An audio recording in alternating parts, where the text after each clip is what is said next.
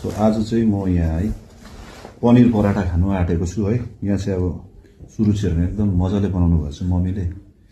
अब खानु पर्यो, केटाहरूलाई पनि भोक लागिरहेको होला है, खेलेर क्या बेसी। अब तिमीहरू त पढ्नु पर्यो नि त यहाँ। पनिर पराठा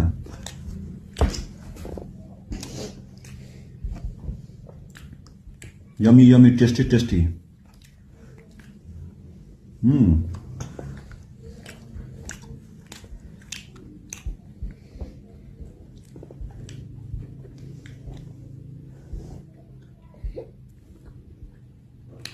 दुईजनाको मुखमा त पानी आउँदैछ होला हो, तर के गर्नु अब केटाहरूको पढ्न समय भएको छैन।